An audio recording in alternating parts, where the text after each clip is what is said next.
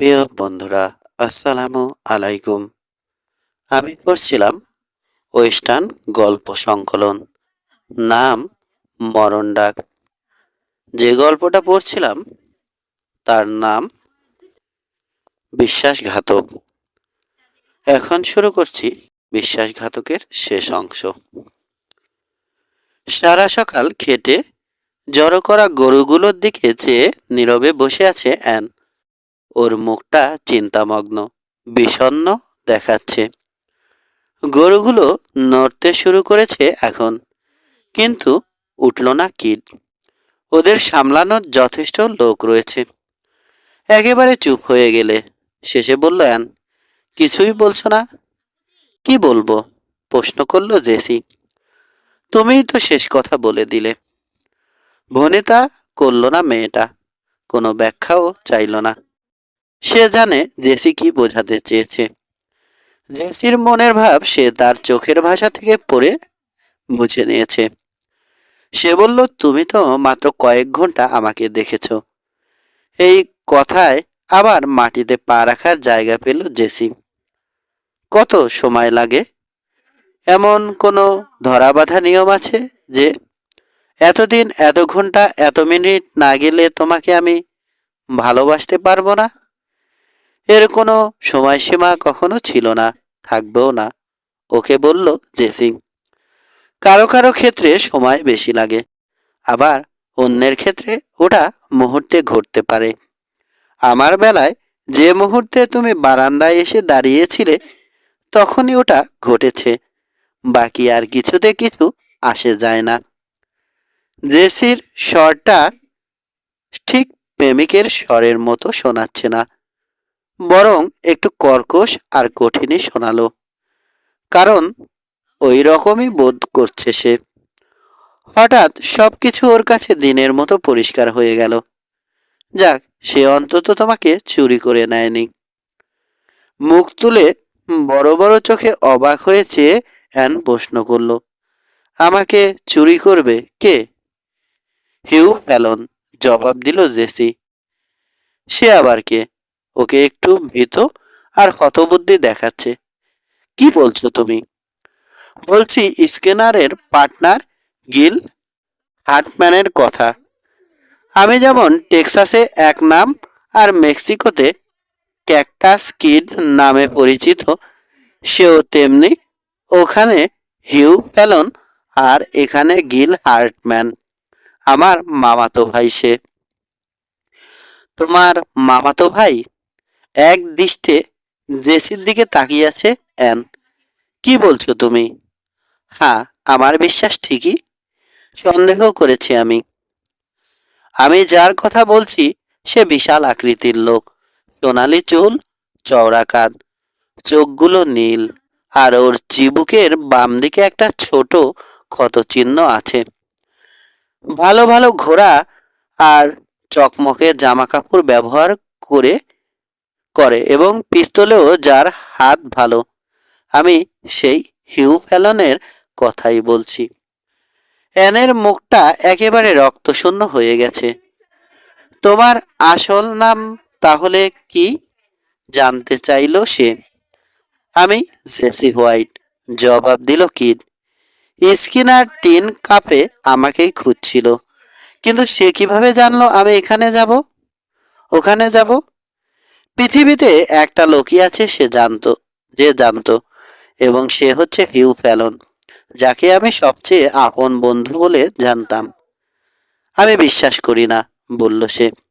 এর কিছুই আমি বিশ্বাস করি না। তুমি হয়তো ওকে চিনতে পারো, কিন্তু তুমি একজন আউটল, মিথ্যা নাম নিয়ে ঘুরে বেড়াচ্ছ। এসবই তোমার বানানো কথা। ঠিক আছে, উঠে দাঁড়ালো জেসি। সবই আমি মিথ্যে বানিয়ে বলছি, বলে ঘোড়ার পিঠে উঠে টাম্বলিং টি রান্স হাউজের দিকে রওনা হলো সে। রাউডির পিঠে থাকলে তাকে আর ফিরে যেতে হতো না। ঘোড়াটাকে একটু বিশ্রাম দেওয়ার জন্যে অন্য একটা ঘোড়া ব্যবহার করছে জেসি। এখন কেবল একটাই চিন্তা রয়েছে ওর মাথায়, রাউডিকে নিয়ে তাড়াতাড়ি পথে বেরিয়ে পড়তে হবে। কিন্তু কোথায় যাবে? হ্যাঁ, টেক্সাসেই ফিরে যাবে। প্রমাণ করবে চাচাকে সে খুন করেনি। প্রমাণ করবে সে আউটল নয়। যে ঘোড়াটার পিঠে সে রয়েছে ওটা বেশ ভালো ঘোড়া। দ্রুত পায়ে এগিয়ে অল্পক্ষণের মধ্যেই ঘোড়াটা জেসিকে নিয়ে পাহাড় পেরিয়ে রান্স হাউজে পৌঁছে দিল।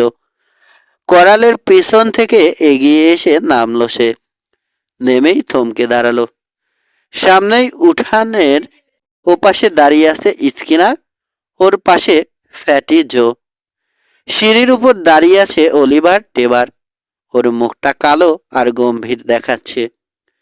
স্কিনার কয়েক পা সামনে এগিয়ে এসে থেমে দাঁড়ালো। জেসি হোয়াইট, বলল সে, তোমাকে আমি খুনের দায়ে গ্রেপ্তার করছি। কাকে খুন করেছি? প্রশ্ন করল জেসি। বিল সিমন্সকে, জবাব দিল সে। তারপর হাসল। তোমার বিরুদ্ধে টেক্সাসেও অভিযোগ আছে বটে, কিন্তু আমরা তোমাকে এটার জন্যই ফাঁসিতে ঝোলাবো। রাগে জেসির পুরো শরীর জ্বলছে, হাত দুটো দুপাশে তৈরি হয়ে ঝুলছে। সরাসরি শেরিফের দিকে চেয়ে সে দীর্ঘস্বরে বলল, স্কিনার, বিল সিমন্সকে আমি খুন করিনি, এটা তুমি ভালো করেই জানো। ওকে কে মেরেছে তাও তুমি জানো, আমিও জানি। ওকে।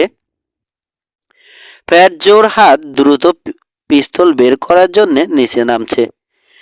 স্কিনারও পিস্তল বের করছে।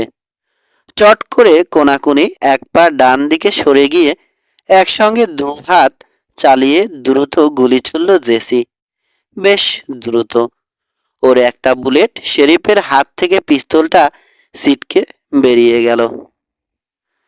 ওর একটা বুলেটে শেরিফের হাত থেকে পিস্তলটা ছিটকে বেরিয়ে গেল। কিন্তু এটা সে চায়নি, ও মারতেই চেয়েছিল। দ্বিতীয়টা লাগলো ফ্যাটিজোর বেল্টের বকলসে। অলিভার টেবার নড়েনি। সিঁড়ির উপর দাঁড়িয়ে বিস্ফারিত চোখে নীরবে চেয়ে আছে সে। অ্যান কোথায় আছে জানে না জেসি। তিনজন রান্স কর্মচারীকে দেখা যাচ্ছে, দুজন ব্যাংক হাউসের সিঁড়ির উপর, আর তৃতীয়জন করালের ধারে দাঁড়িয়ে। এতক্ষণে নড়ল টেবার, ঘুরে স্যাডল ব্যাগের পকেট থেকে 45 গুলির একটা বাক্স বের করে ছুঁড়ে দিল। ছুঁড়ে দিয়ে কেবল বলল, ধরো। বাম দিকের পিস্তলটা খাপে ভরে সঙ্গে সঙ্গে বাম হাতেই ছুঁড়ে দেয়া গুলির বাক্সটা লুফে নিল। ধন্যবাদ বলে পিছিয়ে করালের দিকে সরে গেল জেসি। অবশ হাতটাকে ধরে ওর দিকে চেয়ে আছে স্কিনার। এর জন্যে তোমাকে আমি খুন করব, চিৎকার করে বলল সে। চেষ্টা করলে মারা পড়বে, জবাব দিল জেসি। কাউপনিটার পিঠে চড়ে অলিভারের দিকে তাকালো সে। ধন্যবাদ টেবার, তুমি ঠিক কাজই করেছ। বিল সিমন্সকে কলিন রে আর ফ্যাটি জো হত্যা করেছে। পাথরের উপর পড়ার সময় রের পিস্তলের বাট থেকে একটা চলটা উঠে গেছিল, সেটা এখনো ওখানেই পড়ে আছে। তুমি জানো কোথায়। ঘোড়ার মুখ ঘুরিয়ে টেইল ধরে দ্রুত গতিতে এগোলো জেসি। সকালে কাজের সময়ে ঘোড়াটা যথেষ্ট খেটেছে, ছুটতে পারে ওটা। পাইন বনে ঢোকার আগে পর্যন্ত ওর গতি একটু কমলো না, কিন্তু জঙ্গলে ঢোকার পর জেসি নিজেই ওর গতি কমিয়ে ওকে হাঁটিয়ে নিয়ে চলল। এবার চিহ্ন দেখে ওকে টেইল করা কঠিন করে তোলার জন্যে বিভিন্ন কৌশল খাটালো। কয়েকটা ঝর্ণা ধরে কয়েকবার উপরে উঠল, আবার নিচে নামলো। বারবার দিক পরিবর্তন করলো। কয়েকবার কোনো ছাপ না রেখে পাথরের সেল পার হলো। একবার বালুর উপর দিয়েও কিছুটা গেল, কিন্তু শেষ পর্যন্ত ঘুরে টিন ক্যাপে ফিরে এলো। সারাদিনের ধকলের পর ঘোড়াটা আপাতত লম্বা পথ পাড়ি দিতে পারবে না, ওর বিশ্রাম দরকার। কেবিনে খাবার আছে, যেটা জেসির প্রয়োজন। তাছাড়া টিন ক্যাপ রাঁধছে ওকে খোঁজার কথা, সম্ভবত ওদের মাথায় চট করে খেলবে না। তাছাড়া টিন ক্যাপ ট্রাম্বলিং টি থেকে বেশি দূরে নয়। রাউডিকে ছেড়ে কোথাও যাওয়ার কথা ভাবতেই পারে না জেসি। বুড়ো ভ্যালডিস তাকে ওটা উপহার দিয়েছিল। ঘোড়াটাকে সে প্রায় নিজের মতোই ভালোবাসে। আর সে প্রথম একটা অপরাধ করেছে।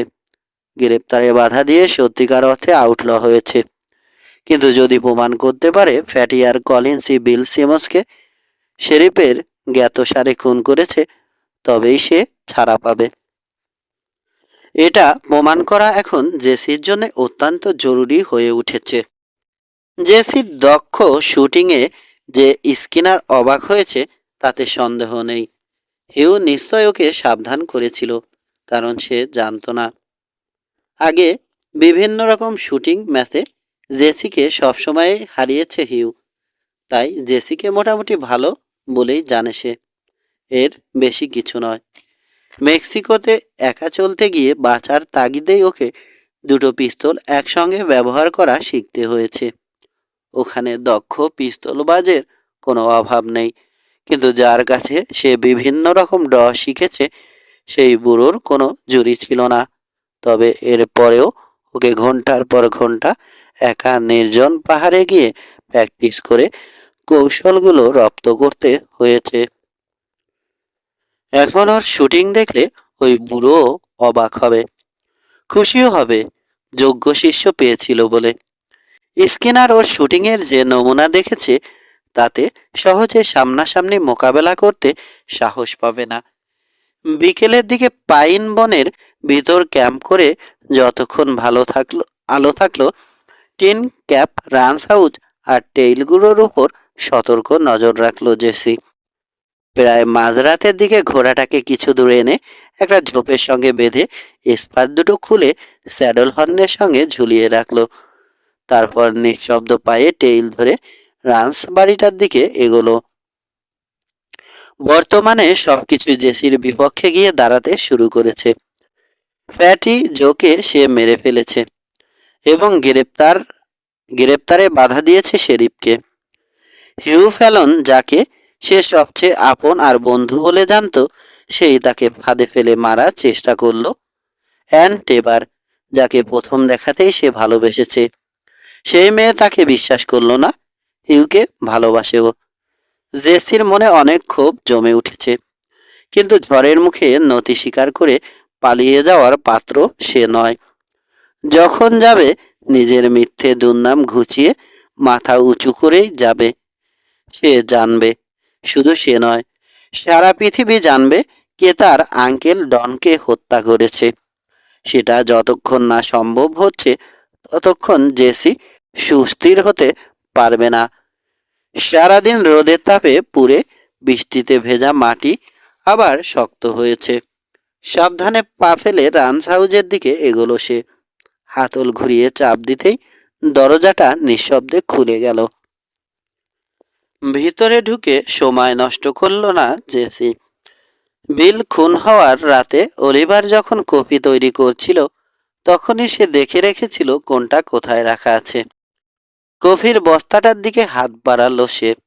ওটা প্রায় খালি, কিন্তু গত রাতেও ওটা প্রায় ভরা ছিল দেখেছেও। বিভ্রান্ত হয়ে বিনের দিকে দ্রুত হাত বাড়ালো। নেই, অদৃশ্য হয়েছে থালাটা। এই সময়ে পিছন থেকে অস্পষ্ট নড়াচড়ার আওয়াজে ঝট করে পিস্তল বের করে ঘুরে দাঁড়ালো সে। গুলি করো না, নিচু স্বরে বলল কেউ। খাবার আগেই প্যাক করে টেবিলের উপর রাখা হয়েছে। অ্যান, তুমি এটা করেছো আমার জন্যে? বিশ্বাস করতে পারছে না জেসি। টেবিলটাকে ঘুরে ভিতরের কামরার দিকে এগোলো সে।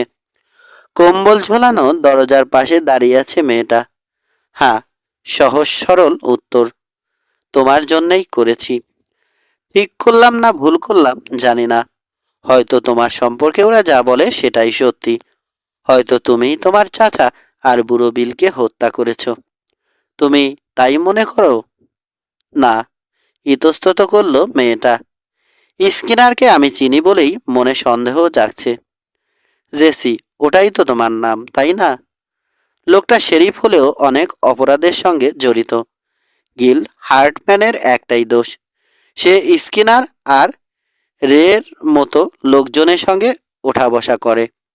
ওর আর কোনো দোষ আমি খুঁজে পাইনি। অন্ধকারে মেয়েটার চোখ দেখতে পাচ্ছে না জেসি।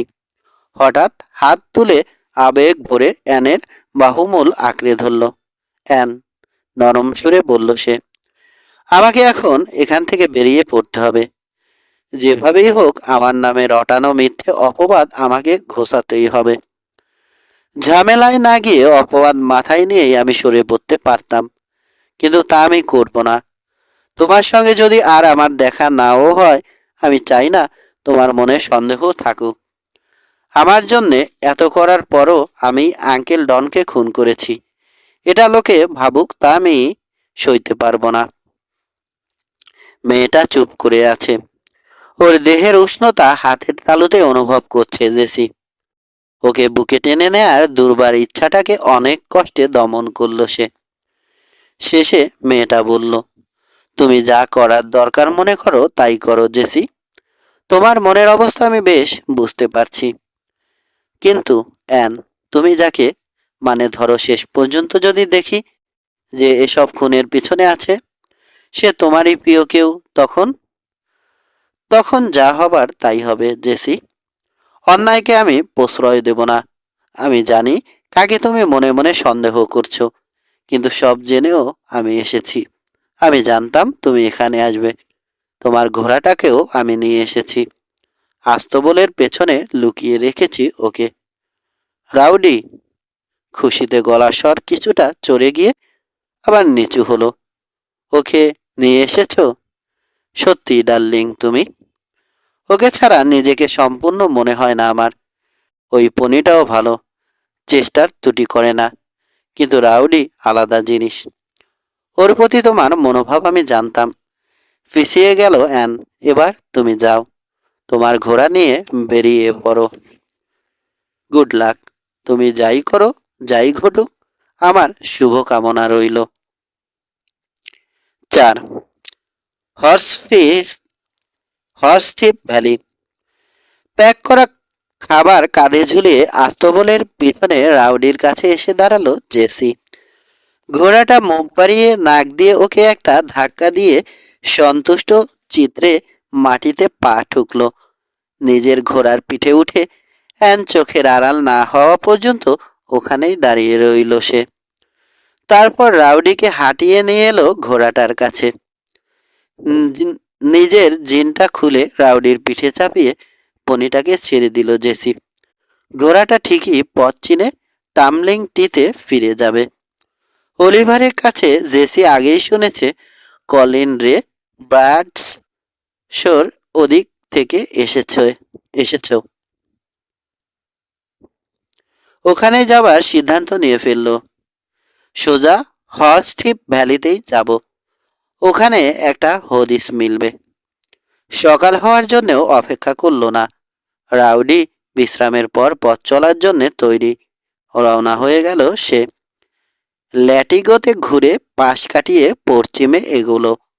তৃতীয় রাতে বেজার স্প্রিংয়ে আগুয়া ফ্রাইয়া ক্যানিয়নের উপর দিয়ে একটা ঝর্ণার ধারে ক্যাম্প করলো।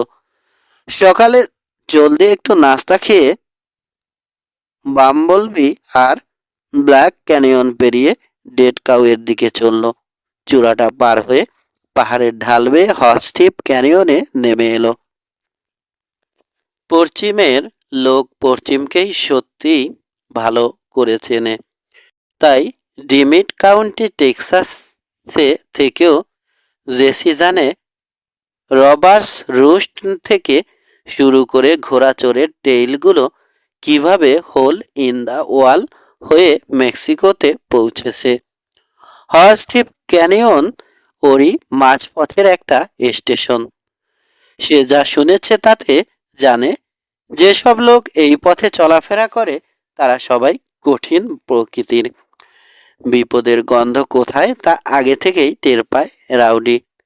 পাহাড়ের মধ্যে সমতল জমিতে কয়েকটা কেবিন আর করাল। ওদিকে কান দুটোকে খাড়া রেখে এগোলো বিশাল কালো ঘোড়াটা। টেইল ধরে নিচে নামার পথে ওর উপর যে সর্বক্ষণ কড়া নজর রাখা হয়েছে তা জেসিকে কারো বলে দিতে হবে না। রাউডি যখন হর্সটিপের হেডকোয়ার্টার হিসেবে ব্যবহৃত সেলুন আর স্টোরটার সামনে এসে থামল, তখন সিঁড়ির উপর জনাশয়েক লোককে অলসভাবে দাঁড়িয়ে থাকতে দেখা গেল। ওপাশের বড় গুদামটার পাশে একটা লোক বেঞ্চে বসে আছে। একটা হেনরি রাইফেল ওর হাঁটুর উপর আড়াআড়িভাবে রাখা। আর একটু দূরে কেবিনের সামনে দাঁড়িয়ে একজন অলসভাবে ছুরি দিয়ে এক টুকরো কাঠ চাচ্ছে। একজন পাতলা লোক মুখ তুলে তাকালো, চোখা চেহারা। দেখে মনে হয় স্বার্থ থাকলে নিজের মাকে খুন করতেও ওর একটুও বাধবে না। হাউডি, বলল জেসি। কেউ জবাব দিল না। হাতে বানানো একটা সিগারেট সাধলো ও, কিন্তু কেউ আগ্রহ দেখালো না। একজন বেটে শক্ত চেহারার লোক দেয়ালে হেলান দিয়ে বসেছিল। লোকটা মুখ তুলে জেসিকে একবার দেখে রাউডির দিকে ইঙ্গিত করে মাথাটা একটু ঝোঁকালো। ঘোড়াটা দারুণ, মনে হয় অনেক মাইল পথ চলতে পারবে। এই পর্যন্ত তো এসেছে। বেটে লোকটার দিকে তাকালো জেসি। আমার সঙ্গে একটা ড্রিঙ্ক করবে? পয়সা আমিই দেব। চট করে উঠে দাঁড়ালো লোকটা। আজ পর্যন্ত কখনো মুফতের ড্রিঙ্ক প্রত্যাখ্যান করিনি আমি, জানালো সে। দরজা ঠেলে ভিতরে ঢুকে বারে গিয়ে দাঁড়ালো ওরা। বেকন, শুকনো খাবার আর মশলার মিলিত একটা গন্ধ রয়েছে ভিতরে। দোকানের ভিতরটা এক নজর দেখে নিয়ে বারের ওপাশে ময়লা শার্ট পরা মোটা লোকটার দিকে তাকালো জেসি। লাফিয়ে এগিয়ে এসে একটা ন্যাকড়া বারটার উপর বুলিয়ে মুছে দিল। তোমাদের ফরমায়েশ কি? শব্দ করে হেসে উঠল বাটু। সবাইকে সে ওই একই কথা জিজ্ঞেস করে, অথচ ইন্ডিয়ান হুস্কি ছাড়া ওর কাছে আর কিছুই নেই। ইন্ডিয়ান হুস্কি না হাতি? জোর প্রতিবাদ করলো বারটেন্ডার। নিজের হাতে আমি তৈরি করি এই হুস্কি। এত ভালো রাই লিকার তুমি আর কোথাও পাবে না। বলে কিনা ইন্ডিয়ান হুস্কি। জায়গায় হুস্কির বদলে ঘোড়ার মুত খেয়ে তোমার মুখের স্বাদ নষ্ট হয়ে গেছে, তাই ভালো ড্রিঙ্ক পেলেও বোঝো না। দুটো গিলাস আর একটা বোতল বের করে বারের উপর রাখলো সে। দুটো গিলাসে মদ ঢাললো বাটু। বোতলটা নামিয়ে রাখতেই ওটা সরিয়ে রাখার জন্য হাত বাড়ালো বারটেন্ডার। ওকে বাধা দিল জেসি। বোতলটা থাক, বলল সে, আমরা আরো খাবো। একটা সোনার মুদ্রা বের করে বারের উপর রাখলো। বারটেন্ডার ওটা এত দ্রুত তুলে নিল যে কেবল একটা আলোর ঝিলিক দেখা গেল। ওই জিনিস আরো থাকলে দেখিয়ে না বেড়ালেই ভালো, সাবধান করলো বাটু। বিশেষ করে নেকড়ে লোগানের সামনে। বাইরে ওকে দেখেছ তুমি? সেই এখন ডেভিসের অনুপস্থিতিতে দলের নেতা। সব কিছুতে একটা ঢিলে ভাব দেখছি, মন্তব্য করলো জেসি। ঠিক ধরেছ। বাটুর স্বরে বিরক্তি স্পষ্ট। কিছুই নড়ছে না। তবে শুনেছি শীঘ্রই বড় কিছু ঘটতে যাচ্ছে, কিন্তু কিছুই বলা যায় না। তুমি কোত্থেকে আসছো? সনোরো থেকে। ওখানকার লোক আমাকে ক্যাকটাস কিড বলে। শর্টি কারভার আমার নাম। জেসিকে আবার ভালো করে দেখলো সে। সনোরা না? যাক, আমার নিশ্চিত ধারণা ছিল তোমাকে আমি চিনি। হঠাৎ গলার স্বর নিচু করলো লোকটা। তুমি অন্যরকম না বললে আমি ভাবতাম তোমাকেই অ্যাবিলিনে গানফাইটে একজনকে মারতে দেখেছি আমি। ওই লোকের নাম ছিল জেসি হোয়াইট, টেক্সাসের মানুষ। তোমার যদি মনে হয় আমি দেখতে ওর মতো, বলল জেসি, ভুলে যাও। সে হয়তো এই চেহারার মিল ভালো চোখে দেখবে না। হেসে উঠল শর্টি। নিশ্চয়, আমার কাছে তুমি যে নামে খুশি চলতে পারো, কিন্তু এদিকে কি মতলবে এসেছ? দলে যোগ দিতে চাও? না, ঠিক তা নয়। দুজন লোকের খোঁজে এসেছি। কলিন রে আর গিল হার্টম্যানকে খুঁজছি আমি। শর্টি কারভারের চেহারা কঠিন হলো। ওরা এখানে নেই, আর ওরা যদি তোমার বন্ধু হয় তবে আমি তোমার পাশে নেই। হার্টম্যান লোকটার সঙ্গে আমার বনিবনা নেই। আর চোখে শর্টির দিকে তাকালো জেসি।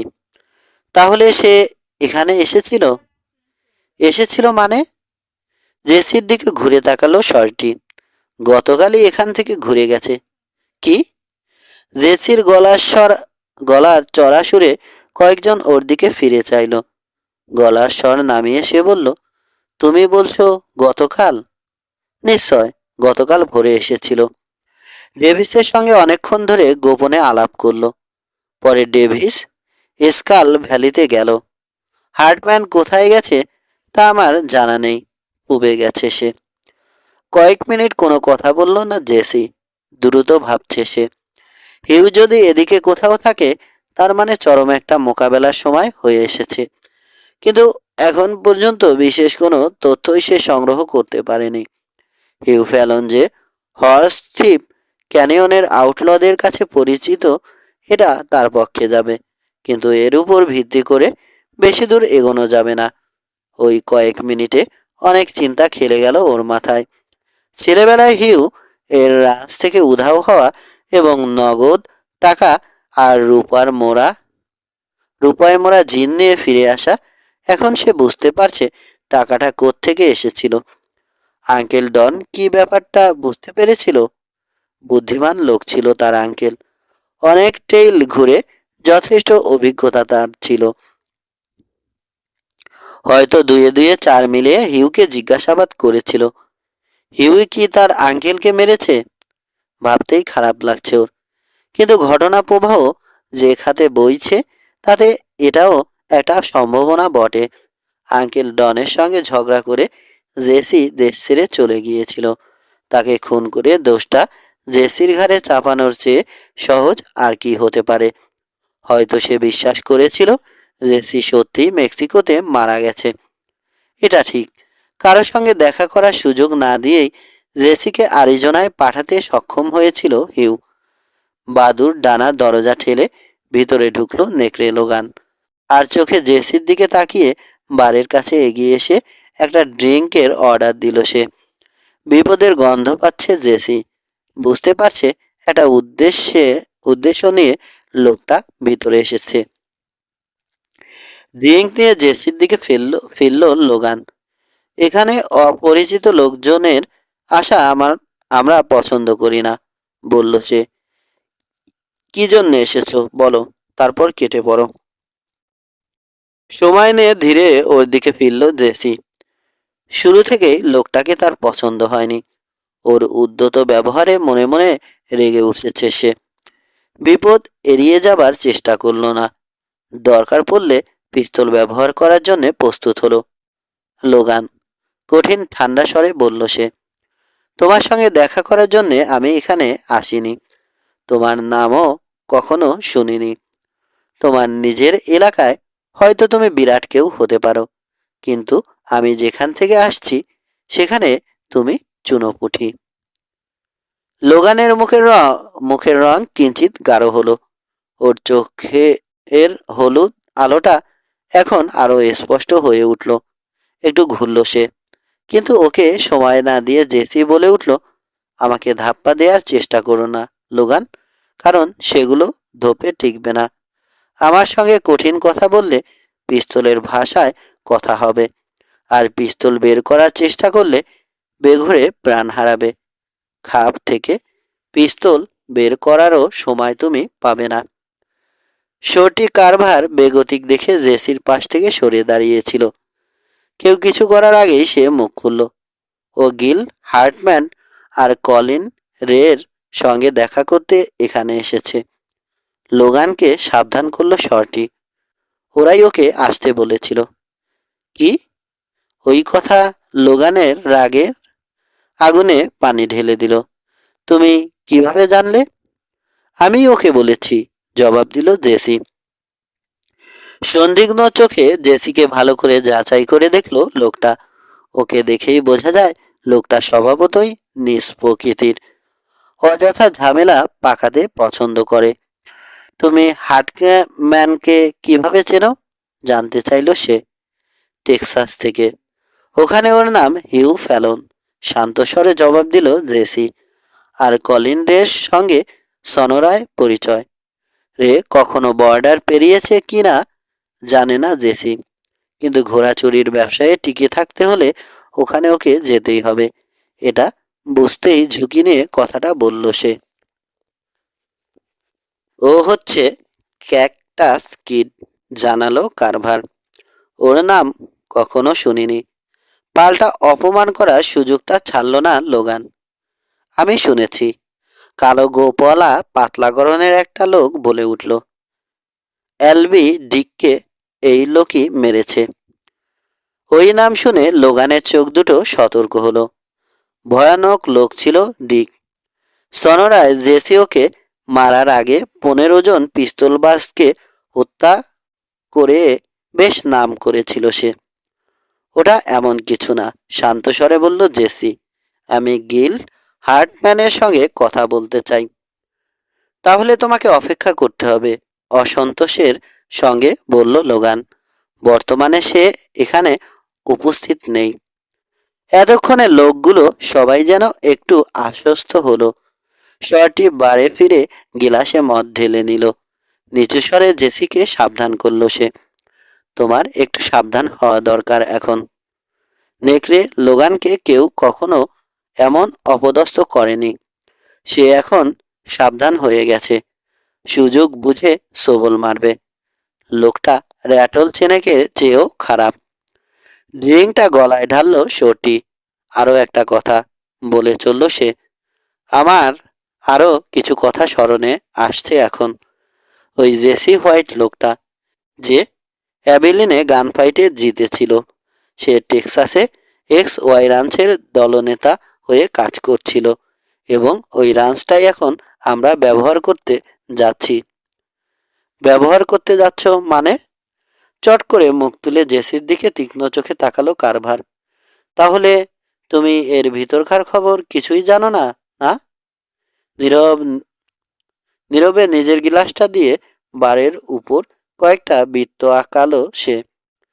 তোমার আর ফ্যালনের ভিতর আসল ঘটনাটা কি, কিট? এমন সরাসরি প্রশ্নে ফেসে গেছে জেসি। ইতস্তত করছে সে।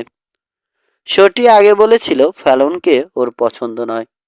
জেসি বুঝতে পারছে সময় খুব দ্রুত ফুরিয়ে আসছে।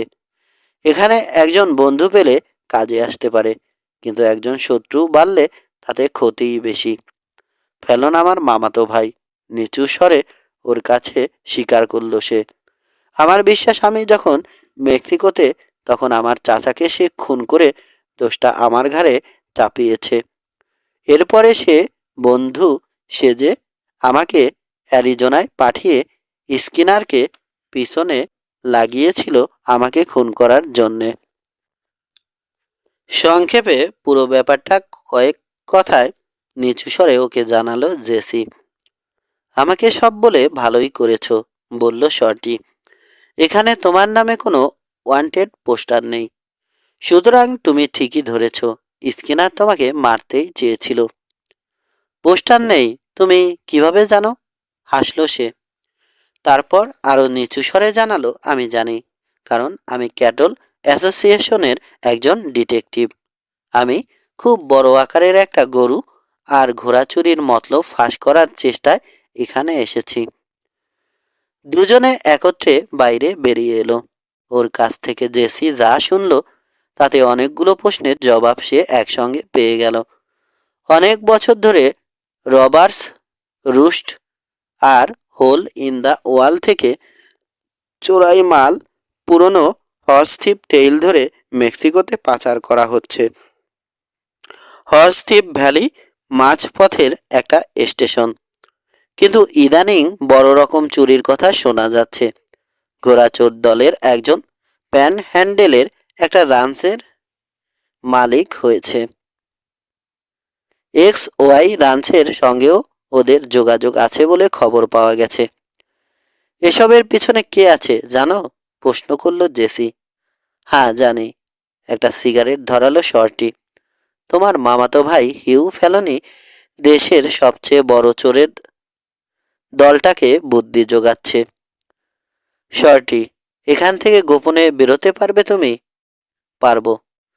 তাহলে ডিমিট কাউন্টি শেরিফের কাছে তার করে খবর নাও। ওখানে আমার বিরুদ্ধে সত্যি খুনের অভিযোগ আছে কিনা। আরও খবর নাও আমার আঙ্কেল কোনো উইল রেখে গেছে কিনা। আমি থাকছি।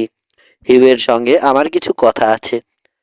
একটু ইতস্তত করে সে আবার বলল, 3 কাপে তোমার সঙ্গে দেখা হবে। ঠিক আছে, কিন্তু সাবধান। হিউ তেমন না হলেও রে আর নেকড়ে দুজনেই ভয়ানক পাজি লোক। 5. প্রমাণ। শর্টটি চলে যাওয়ার পর অলসভাবে সময় কাটানোর ফাঁকে জেসি পুরো এলাকাটা একবার ঘুরে চারপাশে কোথায় কি আছে ভালো করে মনে গেঁথে নিল। ওকে হয়তো অন্ধকারে দ্রুত ঘোড়া ছুটিয়ে এখান থেকে পালাতে হতে পারে, তাই আগে থেকেই পথঘাট চিনে রাখলো। সন্দেহ নেই 3 কাপের ফাঁদে যে জেসির মৃত্যু হয়নি এই খবরটা এতক্ষণে হিউয়ের কাছে পৌঁছে গেছে। সম্ভবত ওরা কোনো ছুতোয় বিল সিমন্সকে ওই সময় রাঞ্চ ছেড়ে আর কোথাও পাঠাতে সক্ষম হয়েছিল এবং হিউয়ের কথা মতো রাঞ্চে মালিক সেজে বসেছিল কলিন রে। পরে হয় তাকে ভুলে হত্যা করেছে কিংবা তাড়াতাড়ি ফিরে আসায় খুন করতে বাধ্য হয়েছে। 3 কাপ রাঞ্চ দখল করে ওটা নিজেদের কাজে লাগাবার প্ল্যানও হয়তো ওদের ছিল। নিজের বিপদটা টের পাচ্ছে জেসি। যে মুহূর্তে তার পরিচয় জানাজানি হবে সেই মুহূর্তেই এখানকার প্রত্যেকটা লোক হয়ে দাঁড়াবে তার শত্রু এবং যে কোনো সময়ে রে, হিউ বা স্কিনার এসে হাজির হতে পারে। হাটে হাড়ি ভাঙবে তখনই। এতগুলো লোকের বিরুদ্ধে লড়ে এখান থেকে জীবন্ত বেরোবার কোনো আশা নেই। এই চরম বিপদের মাঝেও বারবার ঘুরে ফিরে অ্যান টেবারের কথা মনে পড়ছে ওর। এর আগে কোনো মেয়েকে এত নিবিড়ভাবে চায়নি জেসি। মেয়েটা তাকে পুরোপুরি বিশ্বাস করেনি, কিন্তু রাউডিকে নিয়ে আসা আর খাবার প্যাক করে রাখায় বুঝতে পারছে অ্যান ওকে বিশ্বাস করতে চায়। টানটা ঠিক একতরফা নয়। কয়েকবার করালে গিয়ে রাউডির সঙ্গে কথা বলল সে। প্রতিবারই মনে মনে হিসাব করে দেখল যেখানে যা রাখা আছে সেখান থেকে ঘোড়ায় জিন ছড়িয়ে তৈরি করতে কতটা সময় লাগবে। কিন্তু অন্ধকার হওয়ার আগে ওর পিঠে জিন চড়ানো যাবে না, কারণ জিন চাপানো ঘোড়া দেখলে ওর মতলব টের পেয়ে সবাই আগে থেকেই সাবধান হয়ে যাবে। জেসি এমন ভাব দেখাচ্ছে যেন সে নিশ্চিন্তে গিল হার্ডম্যানের ফেরার অপেক্ষায় রয়েছে। কিন্তু নেকড়ের সন্দেহ ঘোচেনি, কিংবা অপমানের জ্বালাটা সে ভুলতে পারছে না। ওর নেকড়ের মতো হলুদ চোখ দুটো সর্বক্ষণ সতর্ক দৃষ্টিতে জেসিকে অনুসরণ করছে। বাকি লোকগুলো আশেপাশেই রয়েছে, তবে এর মধ্যেও সবার নজর এড়িয়ে সরে পড়েছে শর্টটি। অবশ্য সে এখানে পরিচিত এবং ওদেরই একজন বলে স্বীকৃত, তাই ওর যাওয়া আসা নিয়ে কারো মাথা ব্যথা নেই। বারবার ঘুরে ফিরে অ্যান আর অলিভারের কথা জেসির মনে পড়ছে। অন্তত অলিভার ওর বন্ধু। এখন একজন বন্ধু থাকাও নেহাত ভাগ্যের কথা। আবার সেলুনে ফিরে বাইরে দেয়ালের কাছে একটা চেয়ার টেনে বসলো জেসি। সাবধানে বসলো যেন চট করে পিস্তল বের করতে বাধা না পড়ে। সন্ধ্যা হয়ে আসছে। ওয়েসন পিকের পিছনে সূর্য ঢলে পড়েছে। অ্যারিজোনার পাহাড় আর মরুভূমি থেকে উজ্জ্বল রোদ সরে যাওয়ায় এলাকাটা হালকা রঙের খড়িমাটি দিয়ে আঁকা ছবির মতো দেখাচ্ছে। নীল কোয়েল ডেকে উঠল একটা ঝোপ থেকে। দরাম করে দরজা বন্ধ হওয়ার আওয়াজ শোনা গেল। তারপরেই সশব্দে পানি ছিটিয়ে ঝর্ণায় বালতি ডুবিয়ে পানি তুলল কেউ। অস্পষ্ট কথাবার্তা কানে আসছে, সেই সঙ্গে থালা বাসন ধোয়ার শব্দ। খিদে নেই জেসির। ওর প্রত্যেকটা পেশি আর সাউ টান টান হয়ে তৈরি রয়েছে। অলস ভঙ্গিতে উঠে আড়মোড়া ভেঙে সেলুন ছেড়ে বেরিয়ে করালের দিকে আবার এগোলো জেসি। আগেও বেশ কয়েকবার গেছে, নেকড়ে লক্ষ্য করছে ওকে, কিন্তু তাতে পাত্তা না দিয়ে রাউডির কাছে গিয়ে ওর কাঁধে হাত রেখে কথা বলল। 1 মিনিট পরে চারপাশটা দেখে নিয়ে করালের তক্তা দুটোর ভিতর দিয়ে গলে সবার চোখের আড়ালে চলে গেল। ক্ষিপ্ত গতিতে কাজ সারল জেসি। রাউডিকে জীবনে কখনো এত কম সময়ে জিন আর লাগাম পরিয়ে তৈরি করেনিও। পরক্ষণে স্লোথ গতিতে আড়াল থেকে বেরিয়ে করালের বাইরে এসে দাঁড়ালো সে। ধীরে একটা সিগারেট তৈরি করতে করতে সেলুন আর স্টোরটার দিকে এগোলো। নিজের মনেই সে নিজেকে বলল, বাছা, তুমি যদি এখান থেকে প্রাণ নিয়ে বেরোতে পারো, বুঝবো তোমার কপাল ভালো। ফিরে আবার সেই চেয়ারে বসে সিগারেট ধরালো জেসি। লোকজনের কথাবার্তার আওয়াজ ওর কানে পৌঁছাচ্ছে বটে, কিন্তু ওদের কথা শুনছে না সে। হঠাৎ একটা কেবিনের ফাঁক দিয়ে বেরিয়ে দুটো ঘোড়াকে এগিয়ে আসতে দেখা গেল। ওরা এসে জেসি যেখানে বসেছিল তার উল্টো পাশের বারান্দার কোনায় এসে থামলো। দুজন লোক ঘোড়ার পিঠ থেকে নামলো। লোগান, খাবার কিছু তৈরি আছে? Hugh Felon. জেসির বুকের ভেতরটা ধরাস করে লাফিয়ে উঠল। খুব ধীরে হাত দুটোকে নামিয়ে হাঁটুর কাছে রাখলো সে। ওর চোখ দুটো হিউয়ের দিকে স্থির দৃষ্টিতে চেয়ে আছে। গ্রিজলি ভালুকের মতো খিদে পেয়েছে আমার, দ্বিতীয় লোকটা বলে উঠল। কলিন রেকে গলার স্বরে চিনতে পারল জেসি। জলদি খাবার দিতে বলো। সন্ধ্যা আর রাতের সন্ধিক্ষণ। চেহারা দেখে কাউকে চেনা যাচ্ছে না। বারান্দার উপর উঠে এলো হিউ, লম্বা বলিষ্ঠ। জেসির কাছে অত্যন্ত পরিচিত ওই আকৃতি।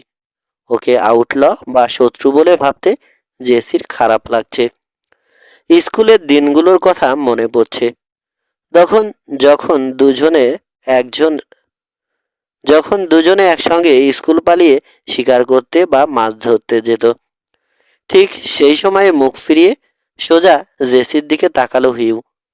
ওর কাছেও জেসির আকৃতিটা পরিচিত মনে হলো। চমকে প্রায় চেঁচিয়ে উঠল সে, কে ওখানে? আমি হিউ, শান্ত স্বরে জবাব দিল জেসি। ভাবলাম তোমার সঙ্গে সামনাসামনি কিছু বোঝাপড়া হওয়া দরকার। জেসির স্বর শুনে চমকে ফিরে দাঁড়ালো কলিন। নেকড়েও সামনে এসে দাঁড়িয়েছে। বারান্দার বাম কোণা থেকে সামনে পর্যন্ত ঘিরে রেখেছে ওরা। ডান পাশের কোণায় কেউ নেই। তুমি জেসি? সন্দেহ আর অনিশ্চয়তা ওর কণ্ঠে। কিসের আলাপ? তোমাকে কিছুই বলার নেই আমার। আঙ্কেল ডনের ব্যাপারটার কি হবে হিউ? আমি তাকে মারিনি। তুমি মারনি তো? জোরে শ্বাস নিল হিউ। ওই ব্যাপারে আমরা আলাপ করব না জেসি। এখন না। এখানে আসা তোমার ঠিক হয়নি, তা তুমিও জানো। তাই কি? তুমি আমাকে টিন কাপে পাঠিয়েছিলে। ওখানে কি আমার মরার কথা ছিল? যার সঙ্গে তুমি ছেলেবেলায় একসঙ্গে খেলা করে বড় হয়েছ, সেই ভাইকে তুমি মরণের মুখে ঠেলে দিলে? একটুও বাঁধল না? কথাটা সবার শোনার জন্যেই বলল জেসি। পশ্চিমের লোকজনকে সে চেনে। যারা আউটল তাদের মধ্যেও নির্দয় নিষ্ঠুর লোকের সংখ্যা খুব কম। বেশিরভাগ হয়তো সাধারণ কাউবয়ই ছিল। হুজুগে পড়ে চুরি করেছে কিছু লোক, যাদের পিস্তলে ভালো হাত।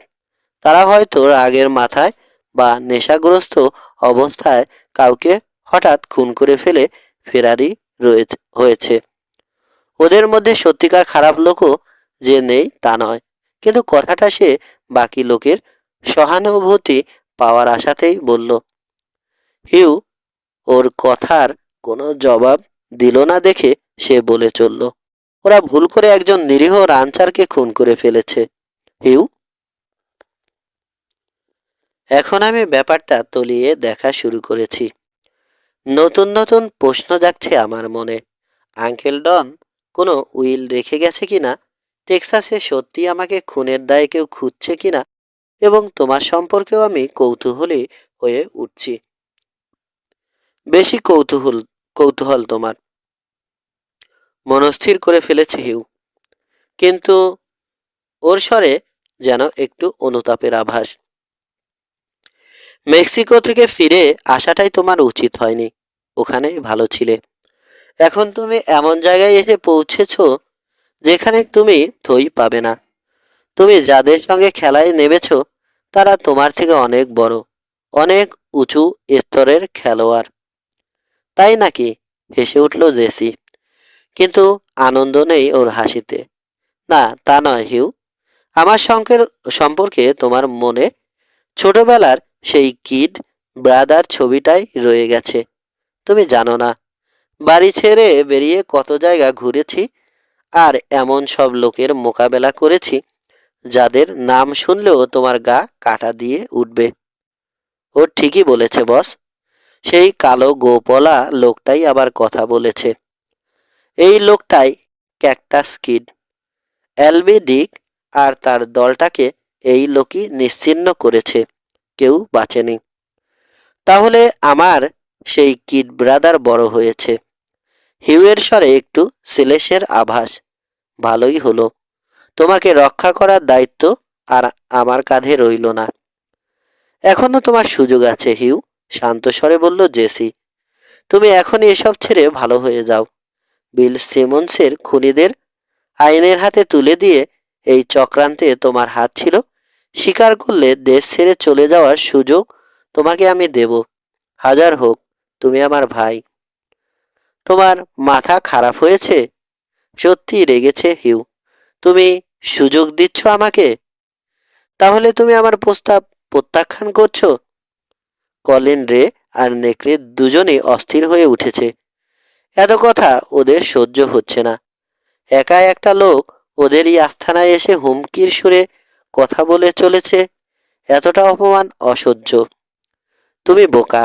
রাগ আর বিষণ্ণতা মিলে অদ্ভুত শোনালো ওর কণ্ঠস্বর। মেক্সিকো থেকে ফেরাই তোমার ঠিক হয়নি। এখানে এসে আরো বড় বোকামি করেছ। ঊর্ধ্বশ্বাসে ঘোড়া ছুটিয়ে তোমার দেশ ছেড়ে পালানো উচিত ছিল। আমি তোমাকে মারতে চাই না, কিন্তু এখন উপায় নেই।